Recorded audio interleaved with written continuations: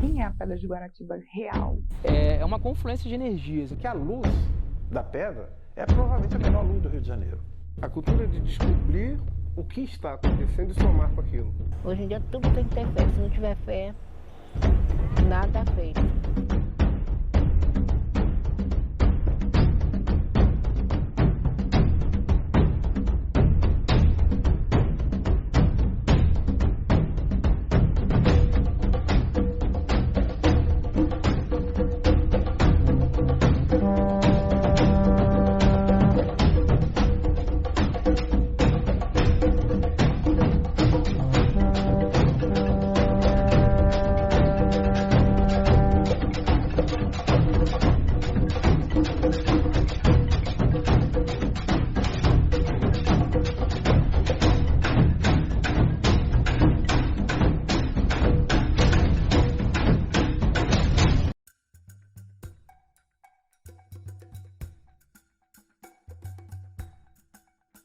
Desde os primórdios, um barco, nos leves primeiros sopros, a vida. Uma fé nasce na jangada que sai pro mar, no peixe servido à mesa, na poética do pôr do sol, nas raízes profundas de um manguezal e na simplicidade poética de um povo, que aporta o fim do dia com esperança entrelaçada em suas redes. Glória a Deus, meu Pai. É onda do mar que leva e traz as mensagens que dançam no ar. É o bem que a gente carrega para fazer o bem na terra semear. É a pipoca, a vela quebrada no mangue. É a medida para compensar. É o resgate da rede, é o povo a prosear. É a reza, a mandinga, é o jeito de rezar. O jeito de na terra pisar, o jeito de ir pro mar. Ter fé é como navegar, girar a vela e aportar. Me chamo Valéria Rodrigues, sou pedagoga, psicopedagoga, psicomotricista, bailarina de afro contemporâneo e mulher negra que se reconhece dentro dessa sociedade que tem, né, suas nuances, né, a sociedade brasileira, e tenho também faço parte dessa comunidade chamada Pedra de Guaratiba, que eu amo tanto. Meu nome é Paulo Jorge, eu sou morador aqui de Pedra de Guaratiba, sou professor de geografia, tenho uma profunda relação com essa espacialidade toda de Pedra de Guaratiba, porque eu venho de uma família de gerações e gerações aqui, de guaratibanos, começando com minha avó. Eu nasci em São Paulo e vim morar no Rio com 20 e poucos anos. Conhecia o lado de lá da cidade, não sabia que a pedra existia até muito tarde, que quando eu vim para cá com a Angélica, eu vim para cá por causa da Angélica, cheguei aqui pela primeira vez em 89 e vim morar definitivamente em 91, então faz 30 anos que eu estou aqui. Eu sou publicitário de formação, depois eu fiz filosofia da educação, trabalhei com escola formal, essas coisas, com comunicação também há muito tempo e sou mesmo um educador. Meu nome é Roberto William dos Santos, conhecido como Beto William, esse é meu nome artístico, morador de Pedra de Guaratiba, nascido no bairro de São Cristóvão, Rio de Janeiro. Meu nome é Adelaide Margarida Veloso dos Santos, eu moro no Piraquê, entendeu? Gosto do lugar que eu moro, entendeu? E sei de muitas coisas, de reza, algumas coisas, né? Porque agora tem muito tempo que eu não rezo. Mas o que eu sei de cabeça, eu vou falando.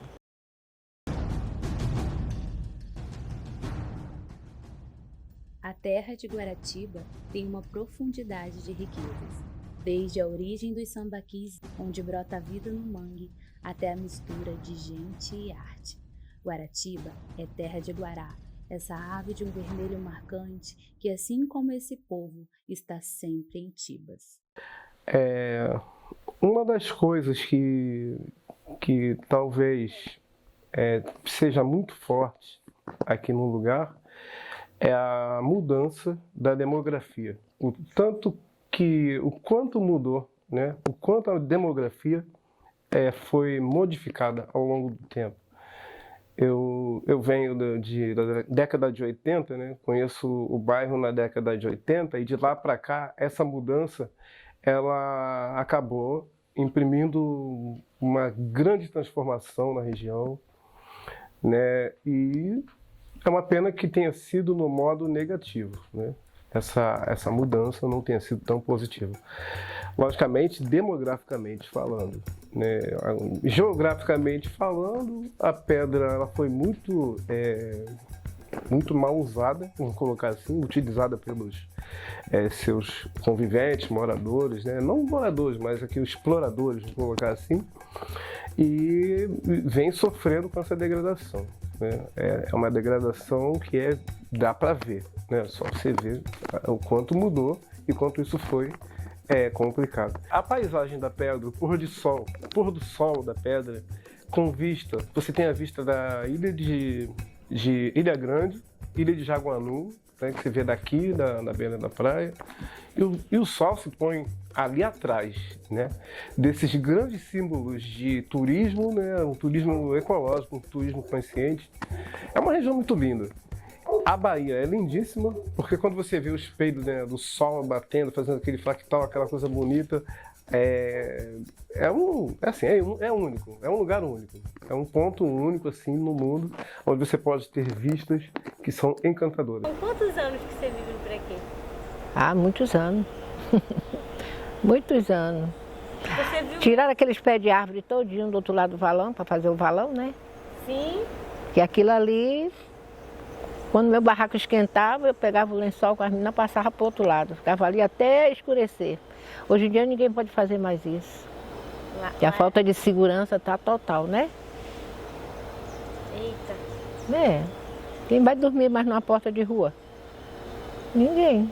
Quando a gente fala de geografia de Guaratiba, a gente fala de um grau muito grande de fatores que tornam esse espaço aqui muito especial. A gente pode, né, primeiro enumerar a natureza, né? A natureza daqui é uma natureza única, né? É um bioma costeiro, composto por Mata Atlântica, manguezal. Nós temos uma baía, né, que é a Baía de Sepetiba, uma baía linda, um ecossistema ainda com grande biodiversidade.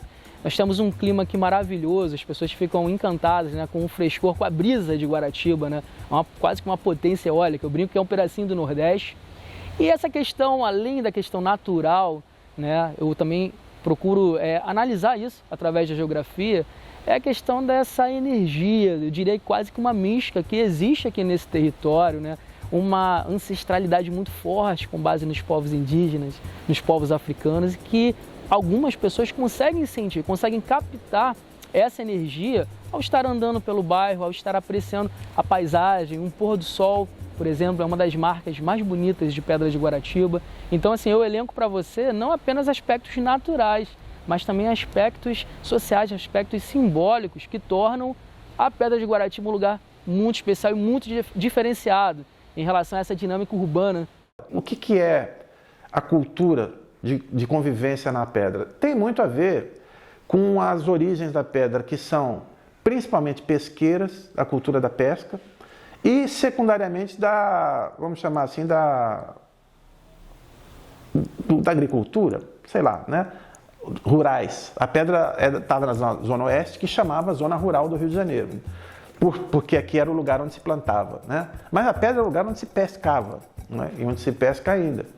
E então a relação das pessoas com o tempo, com a natureza, umas com as outras, é marcada por esse tipo de relação, que é uma relação de familiaridade, informal, né? Nada formal funciona muito aqui na pedra, as pessoas não respeitam nem a lei, né? Assim, é a lei do convívio, é a lei da prática e tal. É a lei de sou amigo, cresci junto. Então, assim, é a lei do... Não é a lei, é a cultura do tempo. Deu vento, vai pescar, não deu vento, olha para o tempo, sabe que vento que está batendo. Ninguém tem pressa, né? É um outro ritmo em relação à vida urbana da cidade. Porque a pedra começou a ser ocupada de um jeito diferente, né? Até os anos 80, começo dos anos 90, a pedra era um lugar que tinha população pesqueira, população local, e tinha os veranistas. Os caras que tinham casa aqui e que vinham passar, que eram veranistas de classe média pobre da zona oeste do Rio de Janeiro. mas que tinha uma vida de comunidade, uma vida urbana mais, não vou chamar de evoluída porque não significa que a vida urbana seja mais, mas mais diferenciada, mais própria da cidade do que aqui. Esse pessoal passava o veraneio aqui. O pessoal que pesca e que explora a natureza tem uma certa visão predatória, né? Ele acha que o recurso natural vai existir para sempre e tal. Então, assim, o que era para ser pesca artesanal já tinha virado uma pesca com balão, com bomba, né? Pelos próprios pescadores da pedra, que no fundo de Bahia, um negócio completamente predatório. Aí chega um pessoal, que são os veranistas, que vem aqui para passar um tempinho e tirar daqui o melhor. Então, tem uma coisa, assim, nessa história antiga da pedra, antiga em relação a 50 até 90, que era de tirar os recursos daqui, sabe? De explorar esse lugar. Não importa se não tinha saneamento, esses negócios, porque aqui era um lugar para ser explorado. A gente vive aqui no Rio de Janeiro, né, desde os anos 60 para cá, um movimento acentuado de urbanização. E, notoriamente, nós somos uma cidade, né, apesar de ser abençoado por grandes, 2 baías e muitas praias, nós infelizmente não damos a devida atenção à questão do tratamento de esgoto. Isso não é apenas na Zona Oeste, inclusive na Zona Sul e outras áreas da cidade. Então nós temos essa questão da urbanização e o tratamento de esgoto. É um primeiro ponto negativo, onde causa um impacto direto aqui no meio ambiente. E a segunda questão é o progresso iminente aqui das indústrias, das novas empresas que se instalaram nessa logística da Baía de Sepetiba, que é uma logística favorável, inclusive para a escoação de produtos, né, para a logística da economia. E a grande questão é a gente conseguir alinhar esse desenvolvimento, esse progresso, que óbvio, a indústria gera empregos, bacana, gera sim, mas a grande questão é poder alinhar e adequar essa questão do progresso, da produção industrial e ao cuidado com o meio ambiente, uma vez que a gente sabe da situação de assoreamento da Bahia. A Bahia requer um cuidado muito grande nessa questão do assoreamento, que vai causar impacto direto na vida, nas comunidades, né, ribeirinhas, nos pescadores. Então essa questão da indústria é uma questão muito delicada que merece ainda muita atenção. Essa ideia de acordar a pedra é uma ideia assim, de que os movimentos fossem além de defender as suas coisas específicas e vissem a pedra de uma maneira mais ampla. Então, por exemplo, o Acorda Pedra não tinha só instituição. Se houvesse algumas lideranças comunitárias que eram reconhecidas, mas não tinham instituição por trás, eram pessoas fortes, eles podiam vir à reunião.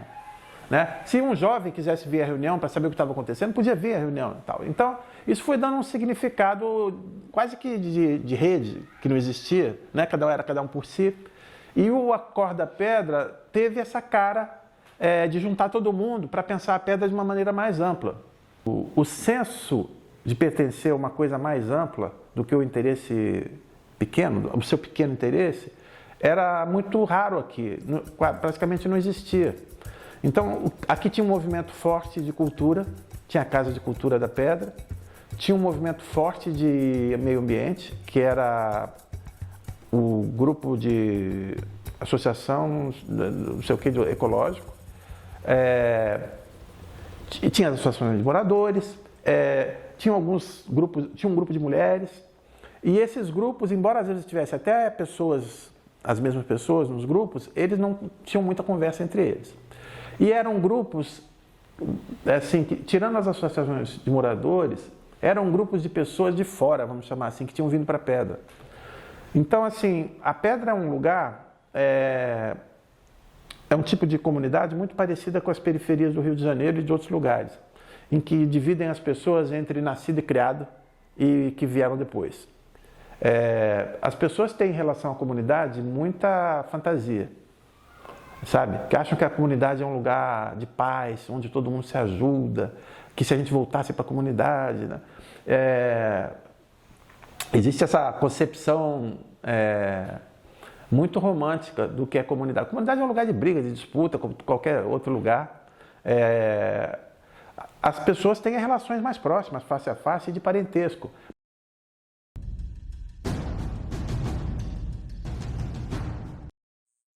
Eu sou professora, né? Sou pedagoga há 25 anos. Né? Então, trabalho com sala de aula há 25 anos. Isso é quase a metade da minha vida. E eu tenho uma vantagem muito grande, que é ser professora de educação infantil. né? E a professora de educação infantil, ela tem uma liberdade maior dentro do espaço escolar, né? Dentro da instituição escola. E aí eu comecei a experimentar muita coisa. E muitas das coisas que eu fui experimentando tinham relação com a arte, porque era já também algo que fazia parte da minha vida, né? Eu sempre dancei, sempre pintei, sempre cantei. Então, para mim, a arte era natural. E era óbvio que eu trazer isso para a sala de aula era também natural. Então, foi nesse encontro das duas coisas que eu comecei a entender que, caramba, não existe educação sem arte, não existe arte sem educação. Acho que a primeira atitude que você tem que ter com a cultura é de respeito. É de reconhecer que você pisa num território. E compreender para respeitar, porque é o aspecto transcendente, assim. O que tem de transcendente na cultura é que ela é uma espécie de inconsciente coletivo que forma uma comunidade, que cria as origens de uma comunidade. A arte, ela é ancestral. A gente, se você parar para observar, né, como são os registros dos povos originários, é através da arte, né? Então eu não posso desconectar a arte de nada do que eu faço. A arte conta história, a arte ensina línguas, a arte faz tudo. Bom, na música fala das pessoas, eu falo de pessoas, falo de comportamentos, o comportamento que nós temos aqui, que é peculiar do lugar, né? Que é o andar pela praia, o contemplar o pôr do sol, contemplar os barcos passando, contemplar a beleza da região, e tudo isso eu trago nas composições. Principalmente o fator humano é a coisa que mais me impacta. Eu tenho muitos amigos aqui, conheço muitas pessoas, pessoas muito queridas e também muito talentosas, né, nas suas outras áreas, que são artistas plásticos e de outras áreas em geral, né, também da arte, enfim, atores, enfim, músicos também. E essas pessoas me inspiram também. Então, tudo que vejo e percebo na pedra é alvo de inspiração. Por que a gente está vivendo momentos tão difíceis socialmente? Porque a gente está se desconectando do que é mais lindo, mais puro que a arte.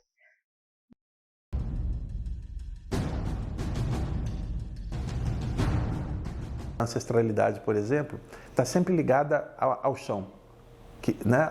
De onde as coisas brotaram, onde é que estão as raízes desse negócio. Então, você tem que compreender isso de uma maneira respeitosa, porque tem muita coisa ali que é fundadora, às vezes está por trás de coisas que aparentemente sem explicação.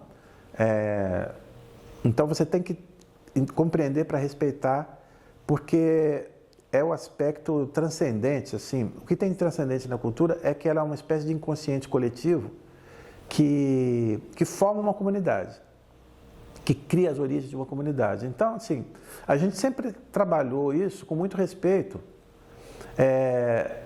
E talvez porque assim, a maior parte de nós que veio criar esse projeto veio de fora, tem um respeito assim pela diferença, né? Por a pedra é um lugar, para quem vem de fora, eu não sei se para quem vem de dentro é assim, para quem vem de fora a pedra é um lugar de refúgio. Você encontra coisas que você não encontra em outro lugar, você encontra um lugar onde tudo começa, né? Por causa do mangue, da baía, da vegetação. Você tem esse sentimento de que voltou, né, para um lugar protegido. Que nem é verdade, né? Porque tudo isso está contaminado.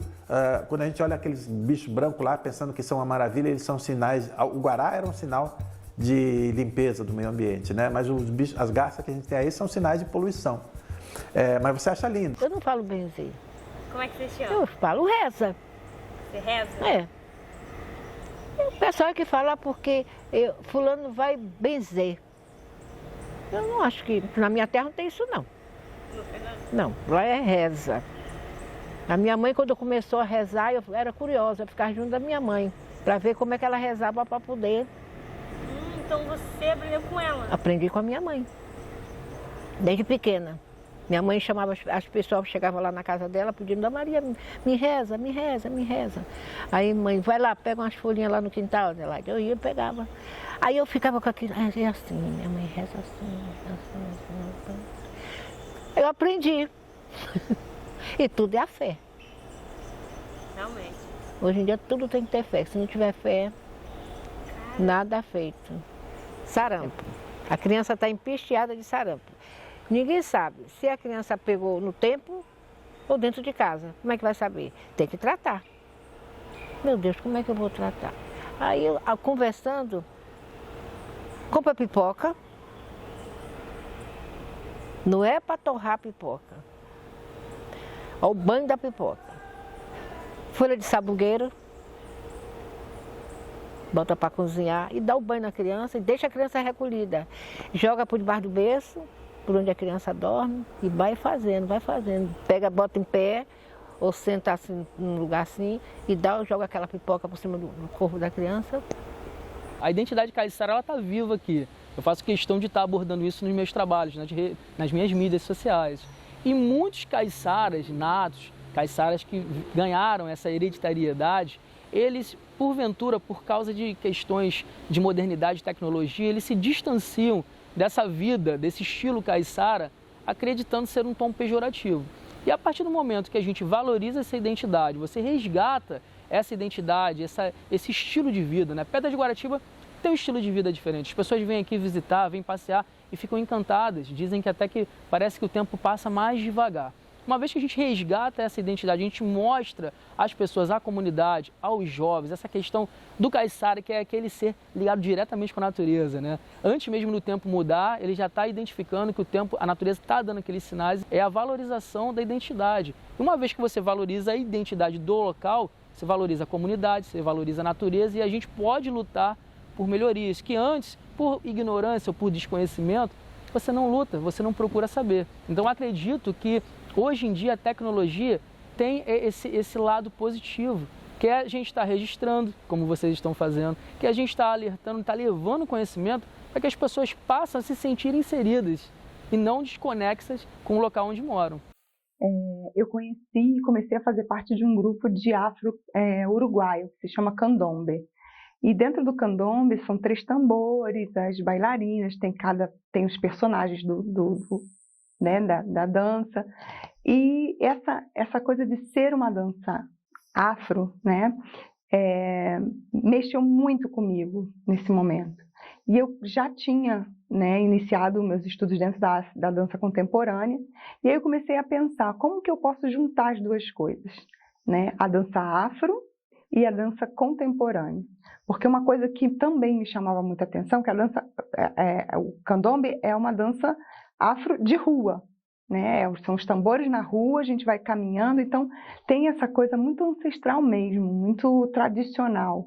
E você chega num lugar para você fazer dança afro, é uma coisa muito mecânica, às vezes, né? Ensinar passos afro. E, para mim, dentro de tudo que eu estudo da ancestralidade africana, não é por aí o caminho, né? Você entender a dança afro é algo que vai além disso. É você sentir a dança, é você sentir aquele som no seu corpo e deixar que o seu corpo experimente aquele som. É você trazer essa alegria para o movimento, né? Dentro da cultura afro, a gente dança para tudo. Né? Na África, né, a gente dança para tudo. Dança se morreu, dança se nasceu, dança se casou, tudo a gente dança. Então, a dança é parte do nosso dia a dia. O banho é uma coisa que nem os médicos acreditam. Eu mesmo, tem dia que eu amanheço com o meu corpo ruim. Você sabe o que eu faço? Não é só dar pressão, não. Eu não tenho nada. As coisas que eu tenho é porque eu corro atrás, não chego na porta de ninguém para pedir nada. Mas tem dia que eu estou com o meu corpo, parece que eu levei uma surra. Eu chego lá no Mauro me dá 3 velas. Eu passo no corpo, quebro em cruz, boto numa bolsa, boto lá dentro do valão, a água leva. Eu jogo água para trás do meu corpo. No outro dia chegou uma menina lá, uma mocinha, não, Adelaide, eu tô com a dor de cabeça que não tô aguentando. Eu falei, ó, eu não tô rezando não, mas vou fazer isso porque, coitada, ela chegava a estar com a vista vermelha. Ela teve a dor de cabeça do sol. Do sol? É, sol muito quente. Aí eu falei, senta aí, eu sentei. Aí peguei um copo com água, botei no meio da cabeça dela e aquilo fervura, parecia que você está botando água no fogo, não fica subindo aquela bolinha? Estava no copo. A coisa da cultura, né, da humanidade que por aqui vive, eu digo mais um pescador, né, que tem aquela relação mais artesanal com o lugar, né, colocar dessa forma. A relação é cultural, né, de poder viver da pesca, construir as embarcações, tecer as redes, né? Preparar cercada, porque cercada é uma técnica muito usada aqui na região. Não sei se mas acho que sim, acho que ainda é usado. E aí, o processo de fabricação da cercada, tudo isso eu fui convivendo com isso ao longo do tempo, e isso veio me trazendo muito encantamento. Então tem um aspecto de onde tudo nasce, né? De onde começou a se formar aquele lugar. Você vê, nós temos aqui na pedra Sambaqui. Cara, Sambaqui é resto arqueológico de indígena, né? Porque de verdade as origens da pedra são indígenas. E nem são os indígenas do Rio de Janeiro, são os tupinambás, que eles estavam escondidos aqui, né? Apoiando os franceses, e o pessoal na capital não sabia que eles estavam aqui. Era outra tribo. Então, assim, porque eles iam entrar em guerra. Então a gente era tão longe e tão protegido, porque não tinha passagem para o lado de cá, que a gente teve essas tribos originárias aqui, e é essa formação das tribos originárias que vai dar os caiçaras, né? Que compreende o papel desse lugar, esse papel de renovação do meio ambiente, da vida. Isso é essa ancestralidade. A ancestralidade da pedra é muito mais indígena do que negra, né? No sentido da coisa econômica e cultural que envolve a pesca. Depois tem a cultura negra que vem para cá também. Então tem essa ancestralidade que está ligada à cultura no sentido mais amplo, que é inclusive econômica, de onde é que você tira seu sustento, né? Que é do mar e da terra. Tem isso muito forte, que muda tudo, a maneira de ver o tempo e tal.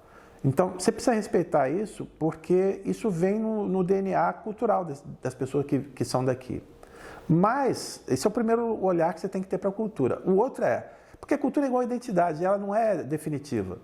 Então, assim, nós não queremos voltar ao que a pedra era, nós não queremos voltar a fazer cultura orgânica, como se isso fosse... Não tem volta ao passado.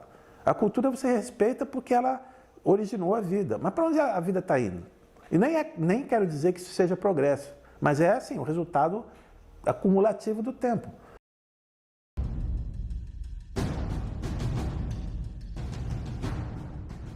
Então o jovem é um grande container, né, de coisas. O jovem, nós seres humanos, também é uma teoria de psicologia, inclusive, que nós somos um container vazio que a gente vai enchendo, um vagão que a gente vai enchendo de conteúdo. E o jovem está disponível. E aí, vamos lá, o que mais tem para conhecer?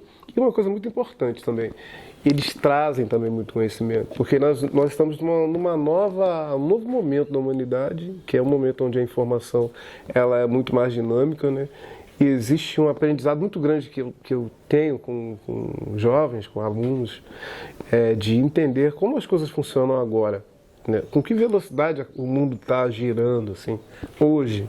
Então eu acho que o jovem contribui muito e ele está muito disponível a aprender também.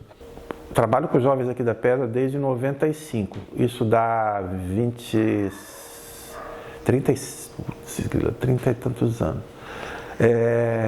Então, no começo, a gente percebia... E a juventude mudou também, nem foi só da Pedra.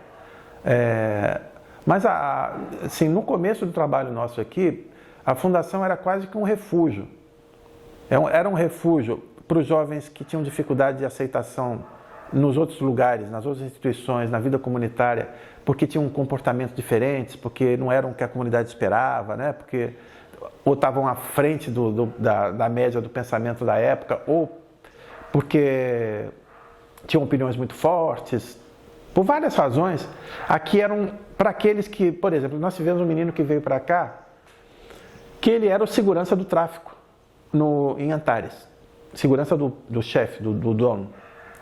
E ele, quando disse pra gente por que ele queria vir aqui pro nosso curso, ele falou assim, porque se eu estiver aqui na fundação, as pessoas vão acreditar que eu estou a fim de mudar de vida. Então também tem assim, ele via isso aqui como um lugar que dava respeitabilidade para ele. Tinha as pessoas que vinham se refugiar aqui porque a vida que elas tinham fora daqui era muito ruim. Pais alcoólatras, violência doméstica, achavam que não sabiam nada, que não serviam para nada. E aqui elas se encontravam uma referência, um grupo, né? De gente que foi aprendendo que até às vezes criava bullying fora daqui, mas aqui dentro não. Aqui dentro tinha um outro sistema de relacionamento. Então, teve um aspecto assim no início de encontrar um lugar, que é inclusive a primeira demanda da Juventude para Pedra. Eles queriam um lugar, lá naquele encontro de 95, eles queriam um lugar onde eles pudessem se encontrar para fazer cultura e conviver entre os jovens. Uma coisa que foi muito linda, assim, eu poder viver de novo, foi chegar aqui, né, nesse lugar que nasci e fui criada e andava aqui nas ruas descalço para lá e para cá, todos os vizinhos conheciam. Eu saí daqui, fui morar fora do país e quando eu voltei, eu me deparei com uma Pedra de Guaratiba totalmente diferente, né? Assim, foi lindo, mas foi chocante. Foi lindo porque eu vi muitos jovens e isso para mim foi muito bom, né? Ver as ruas cheias de gente nova. Existe uma coisa legal que acontece, que é o que eu vejo, assim, eu tenho um coletivo de música, eu tenho um grupo de música que é composto por alunos que já atuaram comigo aqui no CIEP Heitor dos Prazeres, no CIEP 305, que é o CIEP aqui da Pedra. E esses alunos, eles eram atuantes na banda marcial, né? E esses alunos da banda marcial, a gente montou uma banda, eletroacústica e tudo, e até que chega um momento em que aquilo cindiu, aquilo não foi avante por questões de administração, né? Nós ficamos sem um lugar para atuar. E aí esses garotos, alguns, vieram.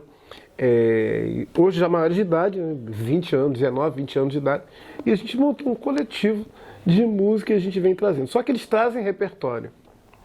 Eu tenho alguns amigos músicos que ficam se questionando assim, cara, como pode você tocar esse repertório tão retrô com essa galera tão jovem? Eu disse, alô, eles é que trazem o repertório, eu não influencio em nada. Eu tento trazer uma contemporaneidade, né? Mas a contemporaneidade está no jeito de fazer aquilo que os afeta positivamente também, musicalmente, e eles trazem conteúdos que eles buscam, pesquisam e acham agradável e querem tocar.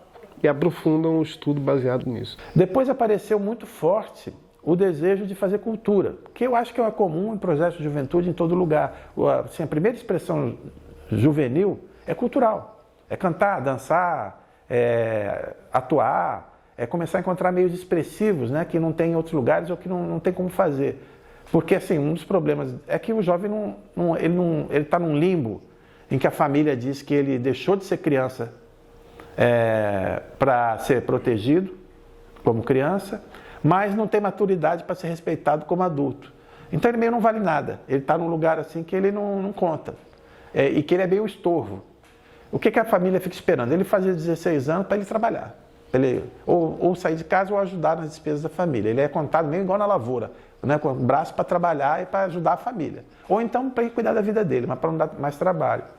E aí, como ele não tem... Se ele não tiver lugares para se expressar, para se afirmar, para construir a identidade dele, ele acaba mesmo cumprindo essas profecias que a família tem sobre eles. Porque a sociedade é limitada, né? Quando você cria um lugar, né, seja qual for, e é por isso que o projeto, um ponto forte do projeto com Juventude é um clube, né?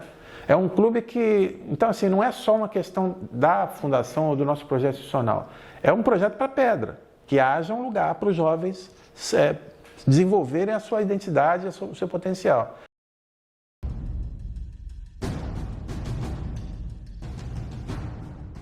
A senhora tem passado seus conhecimentos adiante? Você passa a reza? Você ensina alguém a rezar? Não, porque ninguém me pergunta. Não, ninguém me procura para Ninguém te procurou? espalhar, não. E por que você acha que hoje em dia, assim, se você acha também, né? É. Eu tô perguntando. Por que as pessoas não se interessam mais por isso? Porque as pessoas não têm fé. Você acha que a fé... O pessoal procura mais é médico. Antigamente não tinha isso, né? É verdade.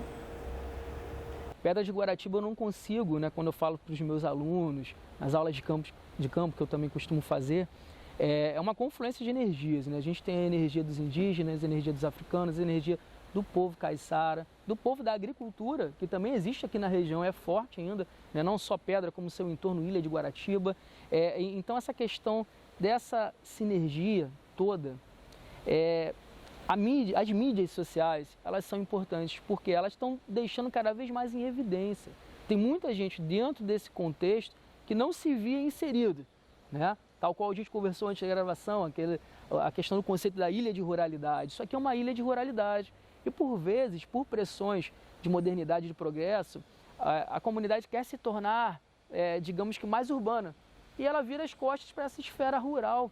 Mas é justamente nessa esfera rural aqui de Pedra de Guaratiba que eu acredito que está o nosso diferencial, que não é apenas a ruralidade, é a pesca, é o artesanato, é a musicalidade, é a criatividade aqui, é esse ambiente, essa paisagem, essa natureza que é diferenciado. Então, as mídias sociais, a tecnologia, eu acredito que nesse ponto, com certeza, são algo positivo para valorizar, para levar o conhecimento e para despertar. E tem muita coisa boa acontecendo, tem coletivos muito interessantes aí que estão reunidos, estão organizados, estão interessados, entendeu? Então é isso, eu queria falar que não tem a cultura de dizer que algo não está acontecendo, e pelo contrário, a cultura de descobrir o que está acontecendo e somar com aquilo. Então eu acho que isso é uma prática que é muito minha, entendeu? Muito preocupado com isso, porque eu acho que se o que está acontecendo faz valer, então a gente soma e vamos avançar com aquilo. Tem uma coisa muito interessante que está acontecendo aqui, já que a gente está falando de juventude. Eu tenho uma garotada aqui da Pedra que já está estudando música, que está se organizando enquanto bando, se organizando enquanto artista, se organizando enquanto pesquisador da música.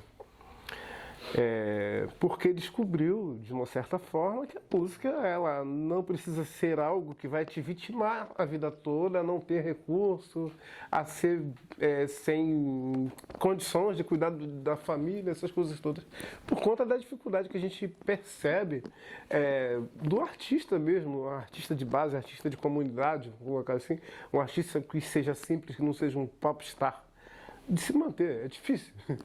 Agora, eles entendem sim, pô. Eu tenho músicos que são cientistas de informática, tem músico que estuda zoologia, advogado, enfim, e que estuda música, pesquisa música.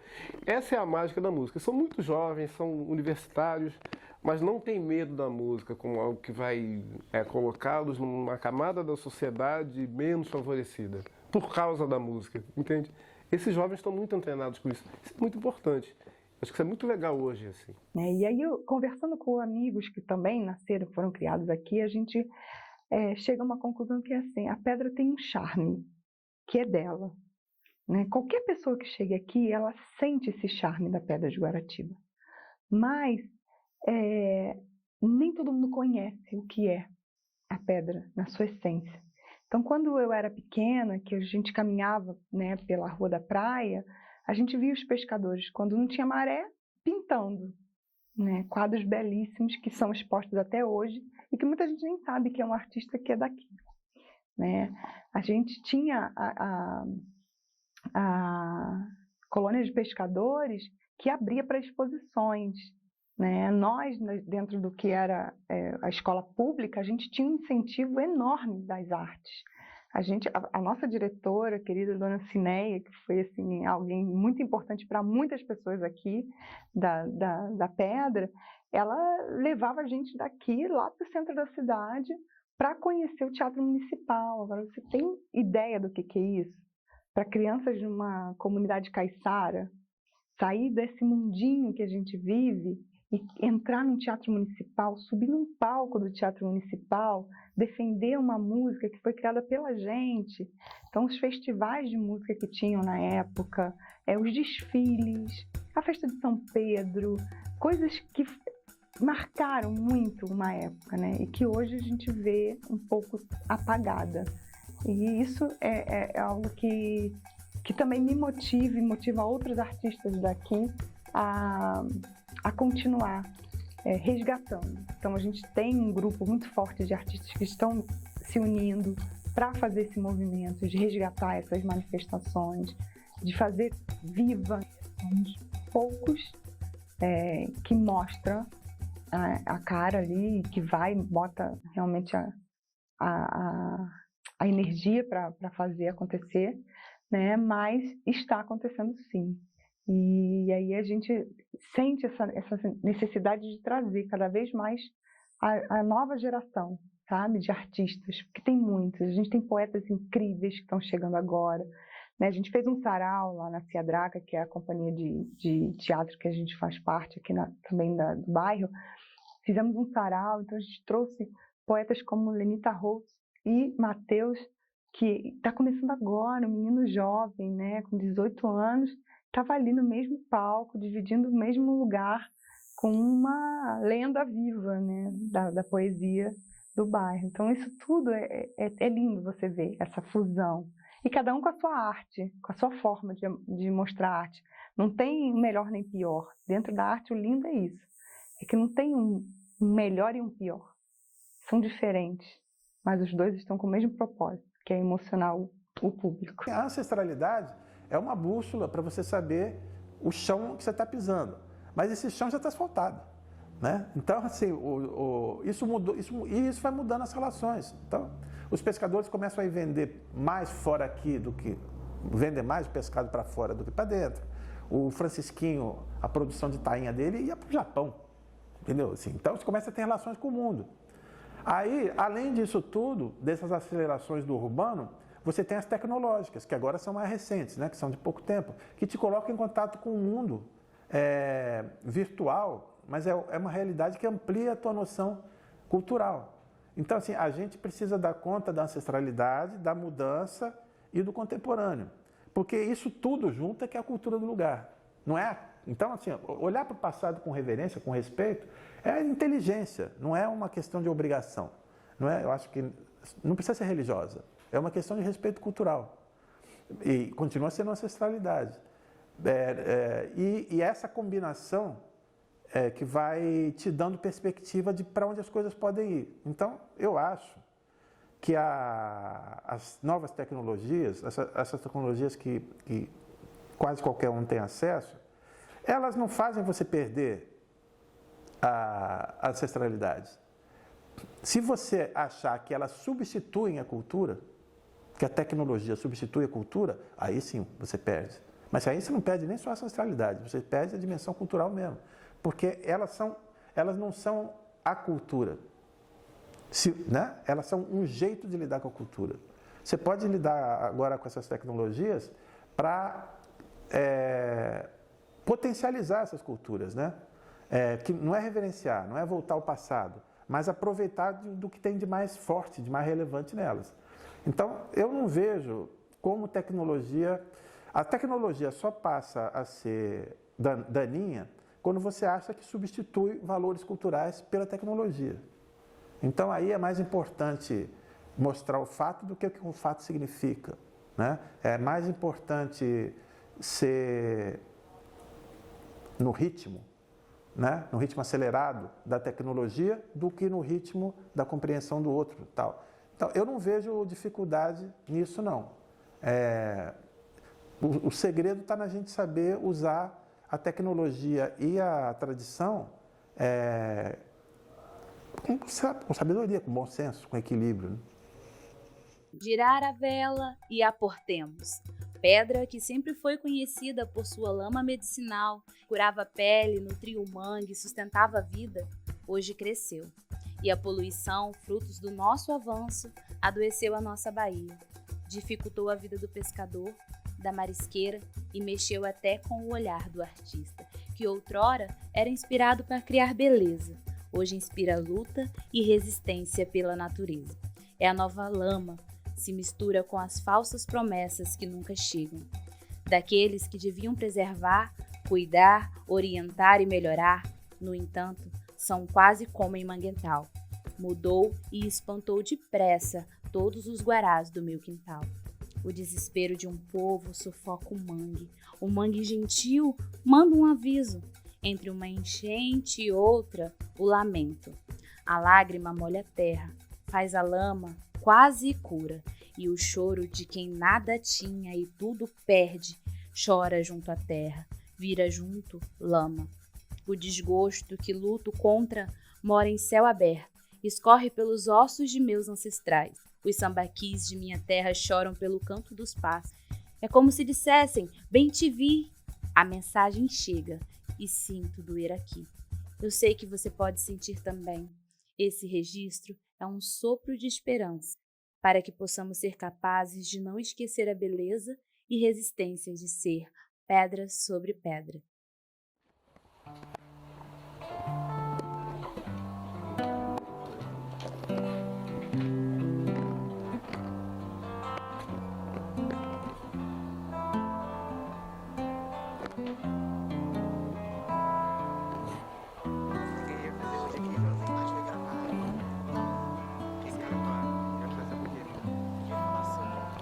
És quase uma cidade, foi onde me criei.